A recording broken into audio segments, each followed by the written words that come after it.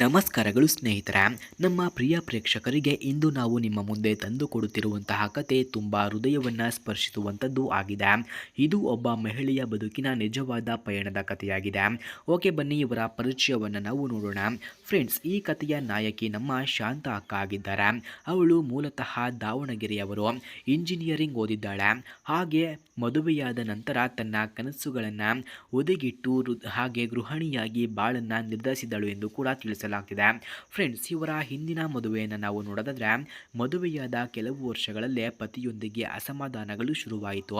ಅರ್ಥದೋಷ, ಅಸಹನೆ ಮತ್ತು ಕೊನೆಗೆ ಅಳಿಯದ ನೋವನ್ನು ಅವಳ ಮನಸ್ಸಿನಲ್ಲೇ ಬಿಟ್ಟು ಪತಿ ಅವಳನ್ನು ಬಿಟ್ಟು ಹೋದ ಎಂದು ಕೂಡ ತಿಳಿಸಿದ್ದಾರೆ.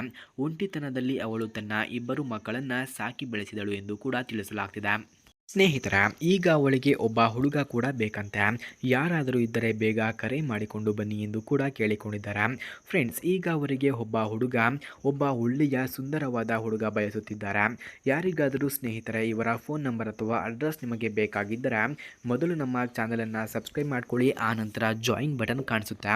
ಜಾಯಿನ್ ಬಟನ್ ಮೇಲೆ ಕ್ಲಿಕ್ ಮಾಡಿ ನಮ್ಮ ಮೆಂಬರ್ಶಿಪ್ಗೆ ಜಾಯಿನ್ ಆದರೆ ನಾನು ಇವರ ಫೋನ್ ನಂಬರ್ ಹಾಗೂ ಅಡ್ರೆಸ್ಸನ್ನು ನಿಮಗೆ ಸೆಂಡ್ ಮಾಡುತ್ತೇನೆ. ಹಾಗೆ ಇವರ ಹೋರಾಟವನ್ನು ನೋಡೋದಾದರೆ ಜೀವನದಲ್ಲಿ ಹಣಕಾಸಿನ ಸಮಸ್ಯೆ, ಸಮಾಜದ ಒತ್ತಡ ಮತ್ತು ಮಕ್ಕಳ ಭವಿಷ್ಯದ ಚಿಂತೆ ಇವೆಲ್ಲವನ್ನ ಸಹಿಸಿಕೊಂಡು ಶಾಂತ ಅಕ್ಕ ದಿನಗಳನ್ನು ಕಳೆದಳು.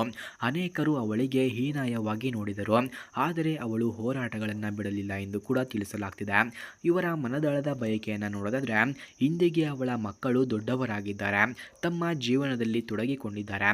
ಈಗ ಶಾಂತ ಅಕ್ಕ ತನ್ನ ಬದುಕಿನಲ್ಲಿ ಮತ್ತೆ ಒಮ್ಮೆ ಪ್ರೀತಿಯ ಹಸಿರು ಬಣ್ಣವನ್ನು ನೋಡಲು ಬಯಸುತ್ತಿದ್ದಾರೆ. ಅವಳ ಬಯಕೆ ತುಂಬಾ ಸರಳವಾಗಿದೆ. ತಾನು ಮಾತನಾಡಿಕೊಂಡು ಬಾಳುವ, ಗೌರವವನ್ನು ಕೊಡುವ, ಸಾಥ್ ಕೊಡುವ ಒಬ್ಬ ಸಂಗಾತಿ ಬೇಕು ಎಂದು ಕೂಡ ಅವರು ಬಯಸುತ್ತಿದ್ದಾರೆ. ಫ್ರೆಂಡ್ಸ್, ಅವಳ ಆದರ್ಶ ಸಂಗಾತಿ ಅವಳು ಹೇಳುತ್ತಾಳೆ, ನನಗೆ ಒಬ್ಬ ದಯಾಳು, ಅರ್ಥ ಮಾಡಿಕೊಳ್ಳುವ, ಪ್ರೀತಿಯಿಂದ ಮಾತನಾಡುವ ಗಂಡಸರೇ ಬೇಕು ಎಂದು ಕೇಳಿಕೊಳ್ಳುತ್ತಿದ್ದಾರೆ. ಹಣ, ಹುದ್ದೆ, ರೂಪ ಇವುಗಳೆಲ್ಲ ನನಗೆ ಮುಖ್ಯವಲ್ಲ, ನನಗೆ ಬೇಕಾಗಿರುವುದು ಹೃದಯದ ಒಳ್ಳೆತನ ಅಷ್ಟೇ ಎಂದು ಕೂಡ ತಿಳಿಸಿಕೊಟ್ಟಿದ್ದಾರೆ. ಮನದಾಳದ ಮಾತನ್ನು ನಾವು ನೋಡೋದಾದ್ರೆ ಜೀವನ ಒಂದೇ ಬಾರಿ ಸಿಗುತ್ತದೆ. ನಾನು ಎಷ್ಟೇ ನೋವನ್ನು ಅನುಭವಿಸಿದರೂ ಮತ್ತೆ ಬಾಳನ್ನು ಸುಂದರವಾಗಿಸಿಕೊಳ್ಳಲು ನಾನು ತಯಾರಾಗಿದ್ದೇನೆ ಎಂದು ಕೂಡ ತಿಳಿಸಿಕೊಟ್ಟಿದ್ದಾರೆ.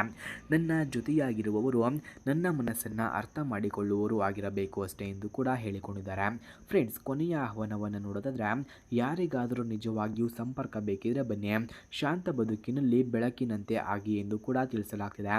ಫ್ರೆಂಡ್ಸ್, ಯಾರಿಗಾದರೂ ಇಂತಹ ಹುಡುಗಿಯ ಫೋನ್ ನಂಬರ್ ಅಥವಾ ಅಡ್ರೆಸ್ ನಿಮಗೆ ಬೇಕಾಗಿದ್ದರೆ ನಮ್ಮ ಮೆಂಬರ್ಶಿಪ್ಗೆ ಜಾಯಿನ್ ಆಗಿ. ಧನ್ಯವಾದಗಳು.